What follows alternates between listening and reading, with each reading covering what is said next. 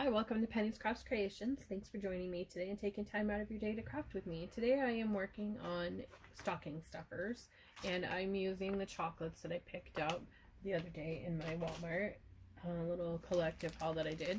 And I am making little pizza boxes and then putting my Hershey's in them. And that's how they come out. I went a step further and I'm adding a little bit of crinkle around them just to dress it up a little bit more. And the bag I have can be easily opened with, I just put tape on the back to insert a gift card. They make a great stocking stuffer and a little gift for that person that you just want to show that you appreciate them over the holidays. So this is what it looks like. It's a little pizza box, just a small one with that little opening, and you can put acetate on the inside if you like, but I chose not to. So it starts with a 4" by 6" piece of paper, and I chose all different Christmas ones. And on the 4" side, this way here, you're gonna score a 1/2 inch and then at 3.5 inches.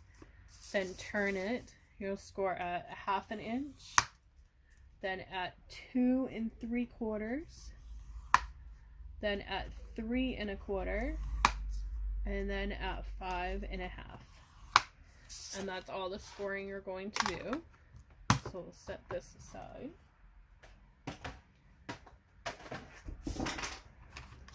Then I'm going to take my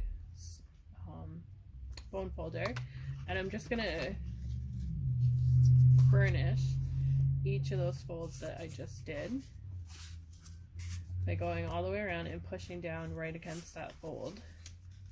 And this will give us a sharp edge for our pizza box.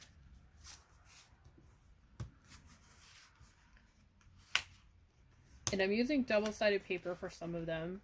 It adds to the interior when they open up their little box. Okay, so we're all folded. And I'm going to flip mine because this can be a little hard to read. So then I'm going to take and cut right here on that flap, that first 1/2 inch. Turn it and do the same, just one cut on that fold. Then I'm going to go to the center,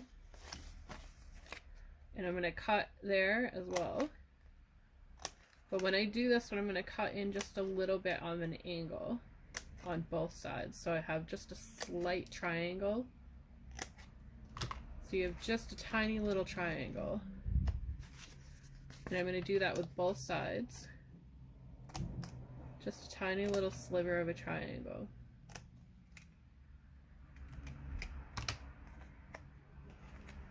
And then I have this little piece here. It's 2 1/4 by 1 3/4. And I'm going to place that down in the center of one of the flaps and figure out how I want that placed. You can have it over however you like. So I'm going to kind of center it, I think.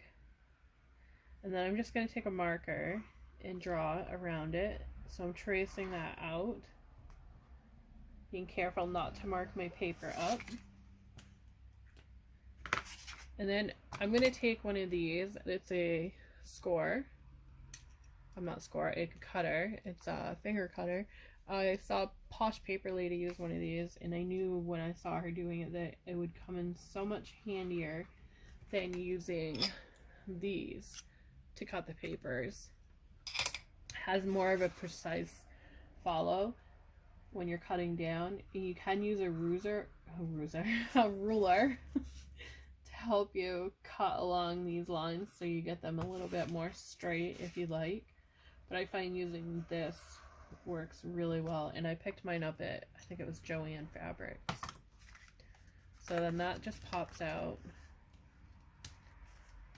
So there we have our little pizza box, and we're going to glue these flaps down. And I'm going to start in the back here. And I'm just using my Scotch Tacky glue. And I'm going to apply the glue right to the flaps. And then get that so that it's squared on that side there. and then hold it down. Only takes about a second for the Scotch glue to dry. And then on the inside of this flap is where I'm going to put the glue. And I'm going to line that up so that it gives that sharpness. I'm going to line it right up with that paper there. And then do the same with the other side. And continue all the way around until all the flaps are sealed down.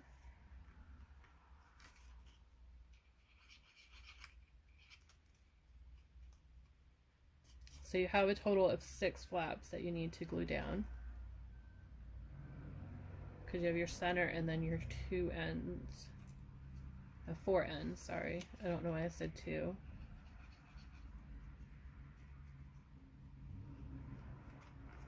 And you can attach acetate if you like for the top, but I chose not to. I mean, if I was doing a smaller item, this would make a great gift box for something smaller.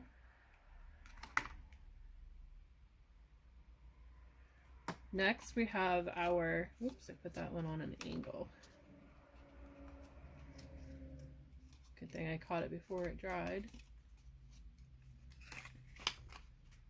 Next we have our paper for our candy. And it is a 1 by 3 inch paper. That's all you need. And you're going to take, and you want this flap down, and you're going to put your paper over that flap and just place it on top of it, just like so. Grab your tape. You don't need a lot of it because you just want to tape that down, and then pinch your corners. Pinching the corners will help it sit flat when it goes in your packaging. And then just place your chocolates in your package. And you can attach a little ribbon for the closure here if you like. Oops, my flap opened up in the back. Oh no, it didn't. I just had my paper on the wrong corner.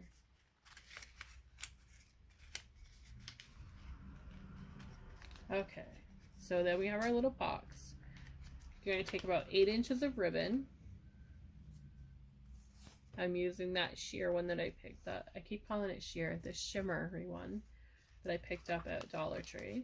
And you're going to take it and lay it flat against the back. Take a piece of tape.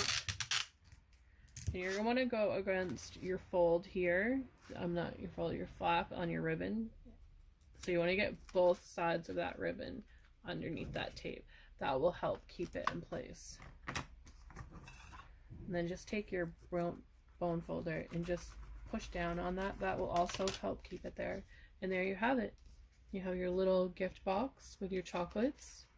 Now there are many ways to do these. You can put them into baggies.